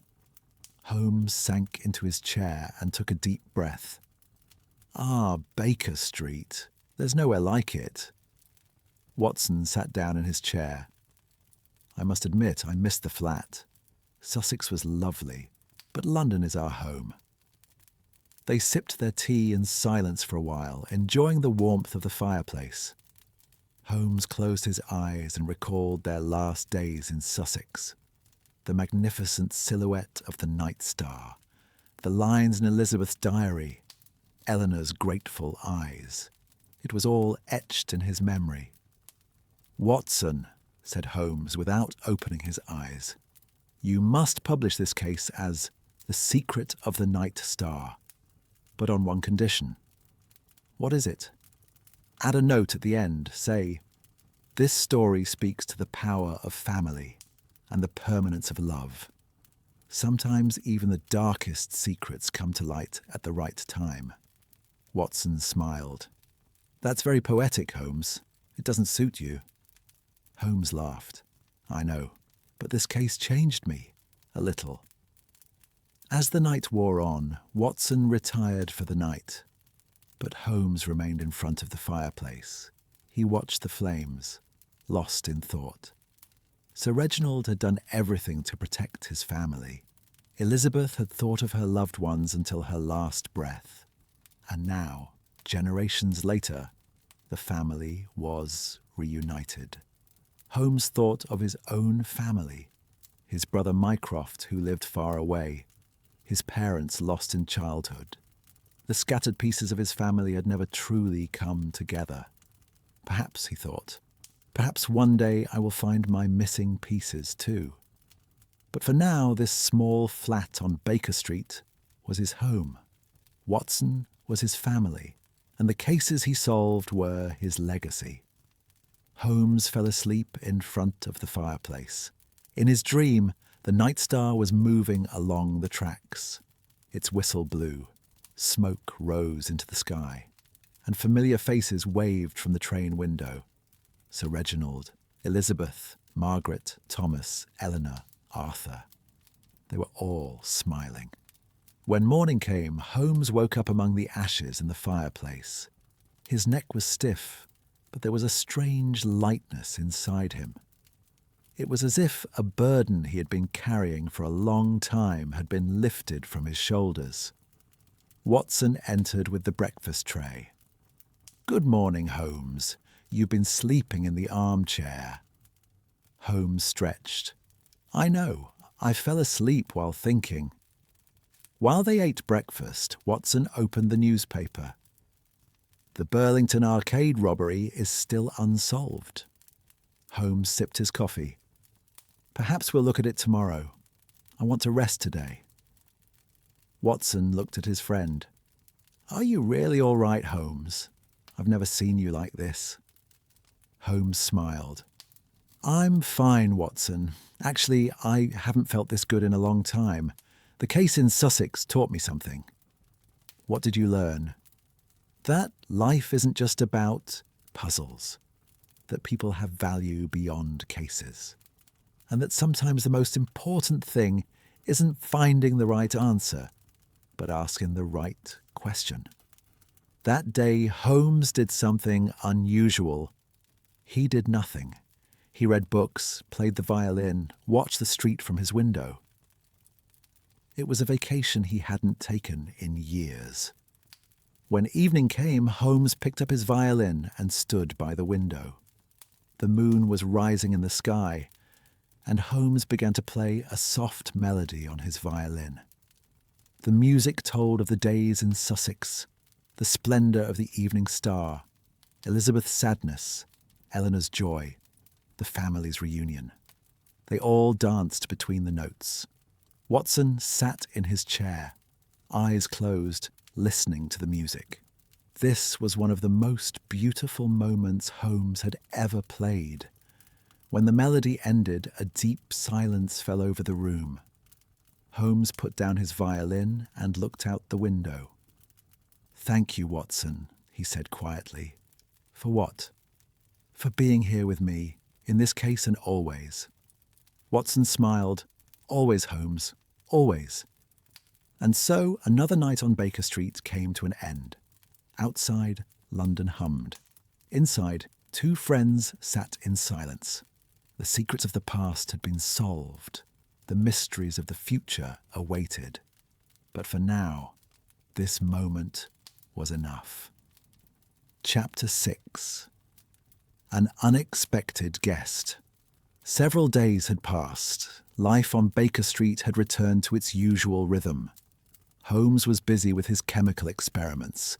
Test tubes, pipettes, and mysterious liquids were arranged on the table. Watson was reading his newspaper as usual, occasionally watching Holmes's experiments with curiosity. It was a cold November morning. There was a thin fog outside, and the light from the street lamps formed blurry circles. The fire in the fireplace spread a warm glow throughout the room. Everything was calm. Everything was peaceful. At that moment, there was a knock at the door. Mrs. Hudson's footsteps echoed on the stairs, and shortly after, the elderly landlady appeared at the door. "Mr. Holmes, you have a visitor," she said, holding a calling card. "Lady Eleanor Mortimer." Holmes and Watson looked at each other in surprise. They hadn't expected to see Eleanor again so soon. "Please, show her up," said Holmes, pushing his experiments aside. A few minutes later, Eleanor entered. She was wearing an elegant travelling outfit, a dark blue velvet jacket, a matching hat, and gloves. But her face no longer bore the happy expression from their last meeting. Instead, she looked worried. "Mr. Holmes, Dr. Watson," said Eleanor, entering with quick steps. "I apologize for disturbing you, but it's urgent." Holmes immediately stood up. "Please sit down, Lady Mortimer. What happened?" Eleanor sat down and took a deep breath. "It's about the train. The Night Star. Something happened." Watson got up to make tea. "Calm down and start from the beginning." Eleanor took off her gloves and clasped her fingers together. 3 days ago, I brought in experts to begin the restoration. They examined the locomotive, the carriages. Everything was fine, but last night... "What happened last night?" asked Holmes, listening intently. "Last night, I received a message from Arthur. He said strange things were happening in the depot. Noises, lights, and this morning, when we went to the depot..." Eleanor paused, her eyes filling with tears. "What did you find?" asked Holmes, his voice calm but firm. "The train's interior had been ransacked. The seats were torn, the panels ripped off. Everything was turned upside down. It was as if someone was looking for something." Holmes frowned. "Thieves?" Eleanor shook her head. "I don't know. But the strange thing is, nothing was stolen. The treasure we found is still in the safe where we kept the documents. The necklace, the jewels, everything is there. But the train is ruined." Watson handed Eleanor her tea. "That's very strange. Why would someone destroy the train without stealing anything?" Holmes began pacing the room thoughtfully. "Because what they were looking for wasn't what we found. They were looking for something else." Eleanor looked at him in surprise. "What else could it be? I thought we found everything." Holmes stopped and turned to Eleanor. "Lady Mortimer, could your grandfather have had other secrets? Something we don't know about, something we haven't discovered yet?" Eleanor thought. "I don't know. My grandfather, as we've seen, was someone who kept his secrets well. Maybe there's more." Holmes made a quick decision. "Watson, pack your bags. We're going back to Sussex." Watson sprang into action immediately. Holmes turned to Eleanor. "How did you get here?" "By train, from Victoria Station." "Excellent. We can be on our way within an hour." Preparations were quickly completed. Holmes put his usual tools in his bag: magnifying glass, measuring instruments, notebook.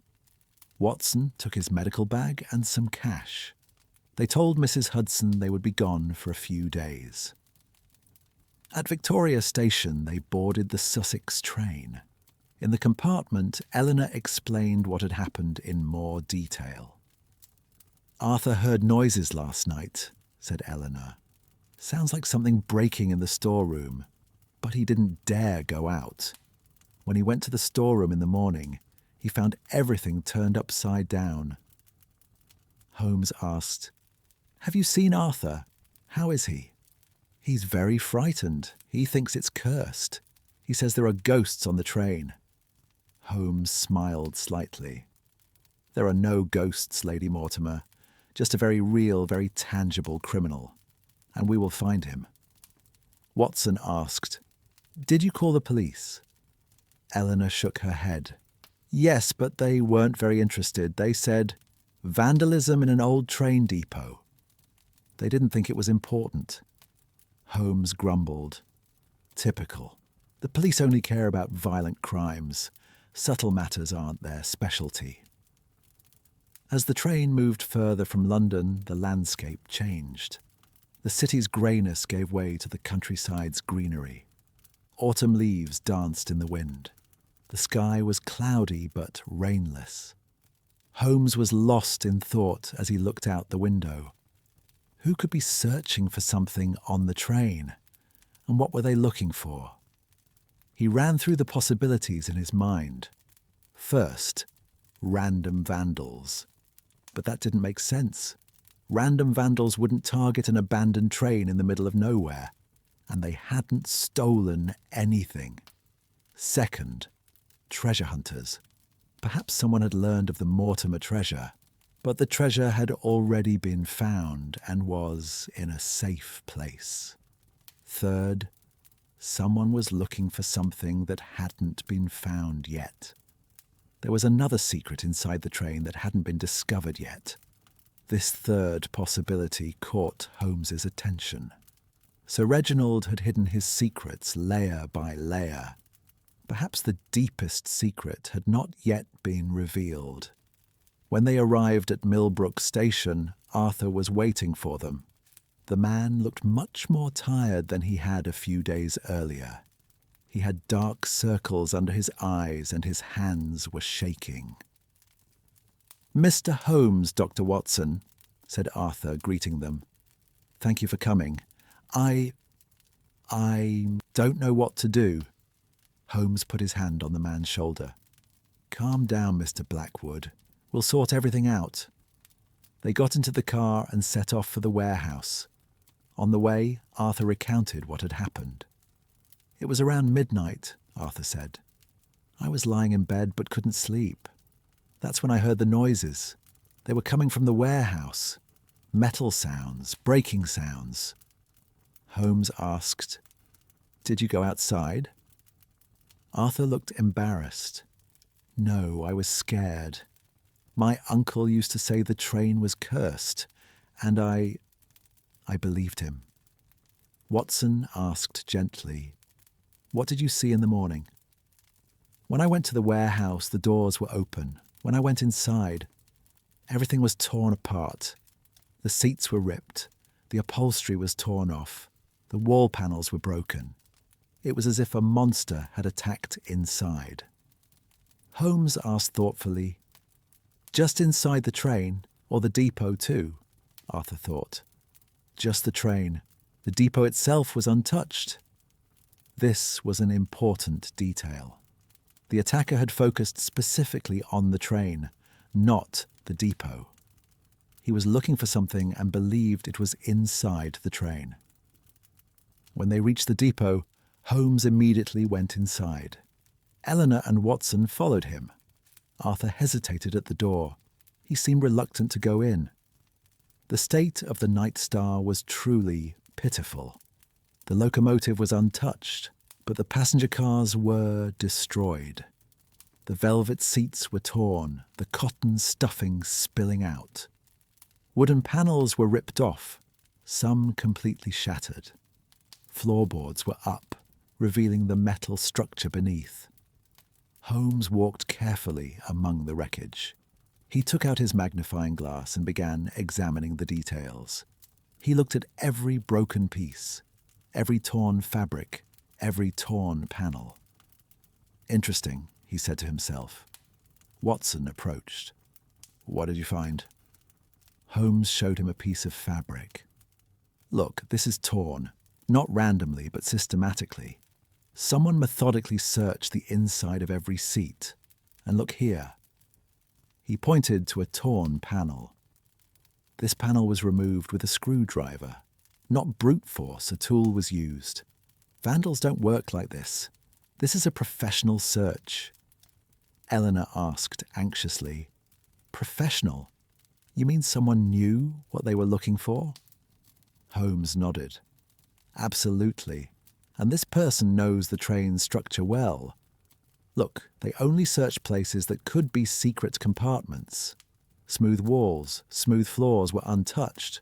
but corners, joints, areas behind panels, all were checked.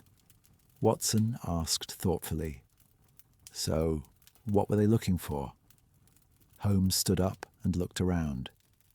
"We need to find the answer to that question. Sir Reginald clearly had more than one secret. We found a few, but apparently not all of them." Eleanor suddenly remembered something. "Mr. Holmes, I need to show you something. I reread my grandfather's diary and noticed something." She took the leather-bound diary out of her bag. She turned the pages and found a specific place. "Look, here my grandfather mentions 3 legacies. I leave 3 legacies for my family. The first is love, the second is wealth, the third is..." But the sentence ends here. The page is torn. Holmes took the diary and examined it. Indeed, the page had been carefully torn out. The missing piece contained the rest of the sentence. "The third legacy," Holmes murmured. "We found love, we found wealth. But what is the third legacy?" Watson suggested. "Perhaps something spiritual? Memories? Recollections?" Holmes shook his head. Sir Reginald was a practical man. If he listed 3 things, all 3 must be tangible. And someone knows what this third inheritance is. And they're looking for it. Eleanor looked at him with fearful eyes. "So, we're in danger?" Holmes looked thoughtful. "We don't know yet, but we must be cautious. The attacker came at night. They probably don't want to be seen. That's an advantage for us." Arthur finally gathered his courage and entered. "Mr. Holmes, I need to tell you something." Everyone turned to Arthur. Arthur swallowed. "My uncle told me something before he died. He said there was something buried under the train. But he didn't tell me where. He said, 'It will be found when the time is right.'" Holmes's eyes lit up. "Under the train? You mean under the tracks?" Arthur nodded.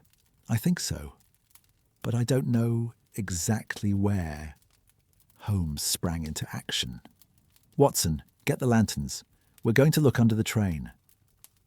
On the depot floor were the tracks where the Night Star stood. Holmes crawled under the train in the lantern's light. He crawled through the narrow space, his eyes scanning every detail. The track bed looked normal, old rusty rails and gravel in between. But Holmes noticed something. At a certain point on the rails, the gravel looked different from the rest. More even, newer. "Watson, get a shovel," Holmes called out. A few minutes later, Holmes and Watson began digging together. Beneath the gravel stones was compacted soil, but as they dug deeper, the soil loosened, and finally, the shovel struck something, a metallic sound. Holmes carefully cleared away the soil. Beneath it, a metal lid appeared. Old, rusty, but sturdy. On it, the Mortimer family crest was engraved. "I've found it," said Holmes, his voice triumphant. He tried to open the lid, but it was locked. The lock had an unusual design. It had 3 separate keyholes. 3 keys, Holmes said thoughtfully. 3 heirs. That must be the connection. Eleanor approached and looked at the lid. 3 keys? Where will we find them? Holmes stood up and brushed off the dust. "This is Sir Reginald's final puzzle, and the solution is probably hidden in the clues we found earlier." Watson asked, "Did the attacker know about this lid?" Holmes thought. He probably did, but he couldn't find the keys. That's why he started searching the train. He must have thought the keys were hidden inside the train. Eleanor suddenly became excited. "My grandmother's necklace! It has 3 sapphires on it. Maybe..." Holmes's eyes lit up. "Excellent thinking, Lady Mortimer. Did you bring the necklace?" Eleanor rummaged through her bag and took out the necklace. The silver star-shaped necklace was adorned with 3 sapphire stones. Holmes examined the necklace carefully. "Look," he said, running his finger over one of the sapphires. "These stones are slightly larger than normal sapphires, and, yes, they can be turned." When he turned the first sapphire, there was a small clicking sound. From under the stone, a tiny metal piece emerged. A key. Watson looked on in amazement. "Incredible! The necklace is actually a key hiding place." Holmes turned the other 2 sapphires. From beneath each one, small keys emerged in the same way. 3 keys, 3 keyholes. "Sir Reginald was truly a brilliant man," said Holmes, examining the keys. "To protect his legacy, he made finding it a puzzle too." Eleanor asked, her eyes shining. "What do we do now? Do we open the lid?" Holmes thought for a moment. "Yes, but first we must ensure security. The attacker is still out there. He may come back tonight. We must take precautions." Watson suggested, "We can keep watch. Arthur and I can watch the warehouse tonight." Holmes nodded. "Good idea, but first let's open the lid and see what's inside. Then we can make our plan." Everyone gathered around the lid, waiting tensely. Holmes inserted the 3 keys into the locks in sequence. Each key fit perfectly into its place. When he turned the keys simultaneously, the mechanism worked. The gears turned, the locks opened, and finally, the lid creaked open slightly. Holmes lifted the lid. Beneath it was a dark void. When he shone the lantern's light inside, everyone held their breath. Inside was a large metal chest. On the chest was a message written in gold letters: "The third legacy, the future." Holmes pulled the chest out and opened the lid. Out came something unexpected: stacks of documents, plans, and engineering drawings. Holmes's eyes widened as he shuffled through the papers. This is incredible." Watson asked curiously, "What's inside?" Holmes lifted a drawing and showed it to him. "Railroad plans, but not ordinary plans. These are plans for lines that haven't been built yet. Sir Reginald designed the railroad network of the future before he died. And these plans, they're worth a fortune." Eleanor looked stunned. "What do you mean?" Holmes explained, "Building a railroad line starts with buying land. If you know in advance which routes will be used, you can buy that land cheaply, and then you can sell it to the railroad companies. Sir Reginald saw the future and left his family an investment." Watson understood. "So these plans, if used correctly—" "Yes," said Holmes. "The Mortimer family could be wealthy for generations. This is the 3rd inheritance, the future. Sir Reginald secured his family's future." Eleanor couldn't hold back her tears. "My grandfather, he thought of everything." Holmes put the documents back in the box. "And now we understand why the attacker was so determined. These plans are priceless. Someone learned of their existence and wants to get their hands on them." Arthur asked fearfully, "So what do we do now?" Holmes replied with a determined expression, "We will catch the attacker, and we will protect this family's inheritance." Chapter 7. The Final Showdown. As night fell, the warehouse was plunged into darkness. The full moon peeked through the clouds occasionally, casting its silvery light on the old brick walls. The wind rustled the oak branches and leaves fell silently to the ground. The air was cold but clear. Stars twinkled in the black velvet sky. Holmes had carefully prepared his plan. The chest had been moved to a safe place, to the cellar of Willow Cottage, to a locked room. But the warehouse had been left as if nothing had changed. They knew the attacker would return, and this time they would be ready. Watson was hidden inside the shed behind the locomotive. He had his gun in his hand, his eyes on the door. Holmes was waiting outside the shed, among the trees. Eleanor and Arthur had stayed at Willow Cottage. Holmes wanted to keep them out of danger. The hours passed slowly. As midnight approached, everything was quiet. Only the hooting of owls and the rustling of the wind could be heard. Watson felt the strain of waiting. His legs were numb, his eyes tired. But he tried to stay alert. Around 1 o'clock, Holmes noticed a movement. In the distance, a light flickered among the trees. A lantern was approaching with careful steps. Holmes held his breath and watched. The light was moving towards the shed. A few minutes later, a figure appeared. A man wearing a long coat, his face shadowed by a hat. His steps were determined but cautious. The man approached the warehouse door. He paused for a moment, listening. Then he slowly opened the door and went inside. Holmes moved silently. He emerged from among the trees and moved to the side of the warehouse. There was a window through which he could see inside. The glass was broken, but it provided a view. Inside, the man lit his lantern and illuminated the area. He looked at the wrecked carriages of the Night Star, then turned his attention to the ground. He was searching for the cover beneath the rails.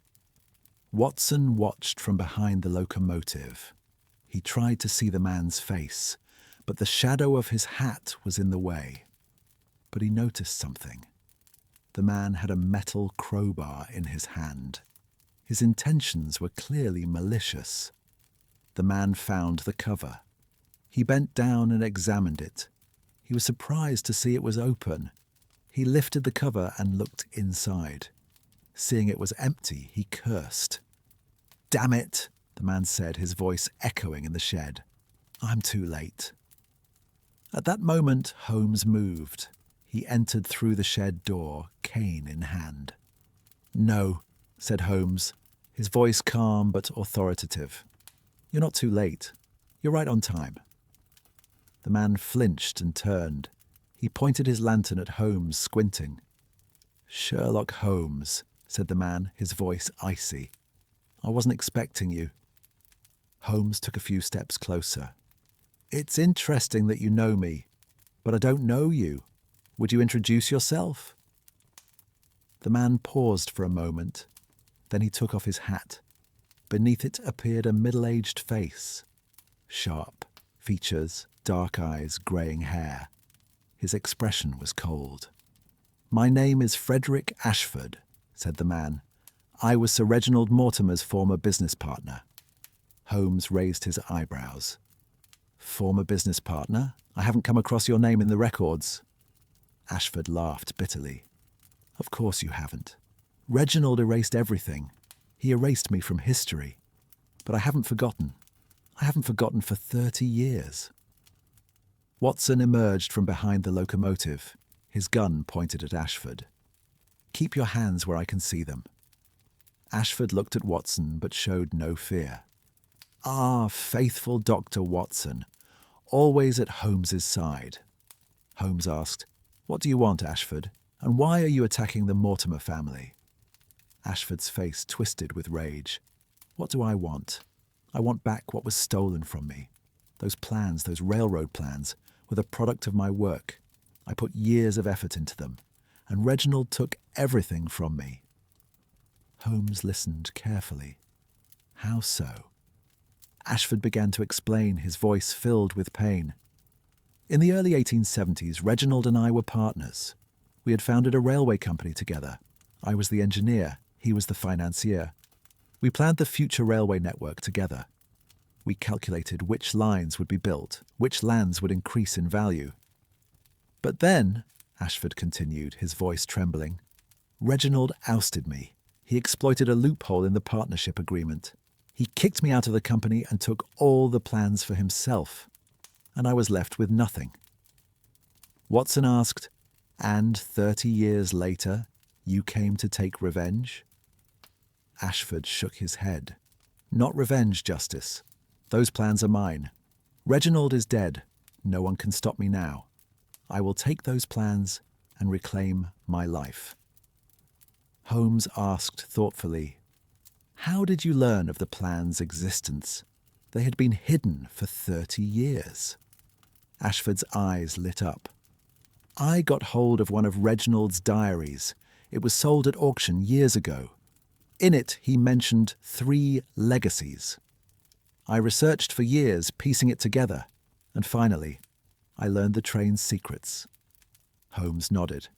"And you followed the clues, just like me." "Yes," said Ashford, "but you were faster. You found the plans, you hid them. Now you'll give them to me." Watson gripped his gun tightly. "We won't. You're a criminal. You damaged property you tried to steal." Ashford laughed coldly. "Theft? I'm just trying to take back what's mine. The real thief was Reginald Mortimer." Holmes took another step closer. "Perhaps you're right. Perhaps Reginald wronged you. But that doesn't justify harming his family. Eleanor and Arthur are not responsible for their grandfather's actions." Ashford's face hardened. "I don't care. Because of those plans, my family was destroyed. My wife died. My children abandoned me. For 30 years, I lived in misery. And now, that family lives in luxury. Is that fair?" Holmes's voice softened. "No, it's not fair. But revenge doesn't bring justice. It only creates more pain." Ashford paused for a moment. Holmes' words seemed to affect him. But then, his face hardened again. "You speak well, Mr. Holmes. But words won't bring back the years I've lost. I want those plans, and I will get them." He pulled a gun from his pocket and pointed it at Holmes. Watson reacted instantly. "Drop your gun." Ashford turned to Watson. Now 2 guns were pointed at each other. The tension was palpable. Holmes spoke calmly. "Mr. Ashford, no one wins in this standoff. If you fire, Dr. Watson will fire. At best, you'll both be injured. At worst, you'll both die." Ashford hesitated. Holmes's logic made him think. Holmes continued. "But there is another way. Put down your gun and let's talk. Perhaps we can find a fair solution for both sides." Ashford looked sceptical. "A fair solution? What could the Mortimer family possibly give me?" Holmes smiled. "Perhaps more than you think. Lady Eleanor is a just woman. If she hears your story, perhaps a compromise can be reached." Watson looked at Holmes in surprise, but he understood that Holmes had a plan. Ashford thought for a long moment. His gun was still pointed at Holmes, but his finger had relaxed on the trigger. "Why should I trust you?" Ashford asked. Holmes replied, "Because I work not only to catch criminals, but to ensure justice. If Reginald really wronged you, there must be a way to right that wrong." Something changed in Ashford's eyes. 30 years of anger and pain gave way, for a moment, to weariness. "I've dreamed of this moment for years," Ashford said, his voice low. "To take revenge on the Mortimer family, to get the plans back. But now I'm here and I don't know how I feel." Holmes spoke gently. "Revenge wouldn't make you happy. It would only create more emptiness. Perhaps it's time to forgive." Ashford slowly lowered his gun. Watson lowered his gun too, but remained on guard. "All right," said Ashford, his voice weary. "Let's talk, but I'm not promising anything." Holmes relaxed. "A fair approach. Now let's go to Willow Cottage. Lady Eleanor and Mr. Blackwood will want to hear you out." They left the warehouse together. The night air was cool but no longer threatening. The moon had emerged completely from behind the clouds, illuminating the road with a silvery light. When they arrived at Willow Cottage, Eleanor and Arthur were waiting for them. They had received Holmes's message and were watching curiously from the window.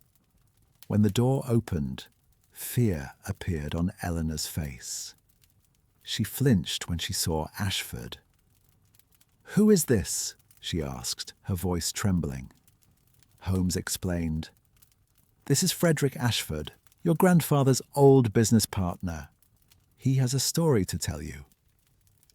Everyone moved into the living room. A fire was burning in the fireplace, its warmth enveloping the room. When Ashford sat down in the armchair, it was as if the weight of years had fallen on his shoulders, and Ashford told his story, from beginning to end without leaving anything out. His partnership with Reginald, the years they worked together, how they developed their plans. And then the betrayal. How Reginald had eliminated him, how he had lost everything. Eleanor listened quietly, her eyes moist. The story was painful, unjust. It affected her deeply that her grandfather had caused someone so much harm. "I didn't know," Eleanor said, her voice a whisper. "I'd only heard good things about my grandfather. But this—" Ashford smiled bitterly. "History is written by the victors, Lady Mortimer, and your father won. I lost." Arthur asked, "So what do you want now? The plans?" Ashford thought. "I wanted the plans, but now I don't know what I want. Perhaps I just wanted someone to listen to my story." Holmes spoke. "Lady Mortimer, may I make a suggestion?" Eleanor nodded. "Of course, Mr. Holmes." Holmes explained. "The plans are of great value. Used correctly, they could create wealth for generations. But to use them solely for the Mortimer family would be to perpetuate the injustice done to Mr. Ashford." Eleanor understood. "What do you suggest?" Holmes continued. "You could set aside a portion of the plan's income for Mr. Ashford, a percentage, a fair share. It won't completely right the past wrongs, but it would be a start." Ashford looked stunned. Would you do that? Eleanor thought. There was a long silence. Finally, she made her decision. "Yes," said Eleanor, her voice firm. "I will. Whatever my grandfather did, I don't want to perpetuate his mistakes. Mr. Ashford, if you accept this settlement, I will set aside 20% of the plan's proceeds for you." Ashford's eyes filled with tears. He hadn't expected this. For 30 years he had lived with anger and a thirst for revenge. And now he was receiving something he hadn't expected. Mercy. "Why?" asked Ashford, his voice low. "Why are you doing this?" Eleanor smiled. "Because it's the right thing to do. And because my grandfather changed in his final years. After losing Elizabeth, he faced his regrets. Perhaps this is something he would have wanted too." Ashford was silent for a long moment. Then he slowly bowed his head. "Thank you," he said, his voice trembling. "I've lived with anger for 30 years. But maybe it's time to let go." Holmes smiled with satisfaction. "That's a wise decision, Mr. Ashford. We can't change the past, but we can shape the future." That night, an unexpected peace was achieved at Willow Cottage. Ashford surrendered his weapon and was not reported to the police. Instead, a legal agreement would be made. The proceeds from the plans would be shared fairly. Watson sat in front of the fireplace thinking about what had happened. "Holmes, this was an unexpected outcome. Instead of catching a criminal, you secured a settlement." Holmes lit his pipe and blew smoke toward the ceiling. "Not every case is the same, Watson. Sometimes justice does not mean sending a criminal to prison. Sometimes justice means healing the wounded and righting wrongs." Eleanor came over to them. "Mr. Holmes, I don't know how to thank you.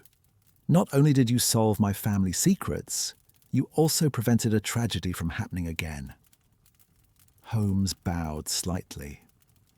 I only did my duty, Lady Mortimer. The real heroism is the compassion you have shown. Your grandfather would have been proud of you." Arthur joined in. "And I learned the truth about my family. That is priceless." As the night wore on, everyone slowly drifted off to sleep. Ashford would stay in the guest room, no longer an enemy, but strangely, a new part of the family. Holmes looked out the window. The moon shone in the sky. The stars twinkled in the infinite darkness.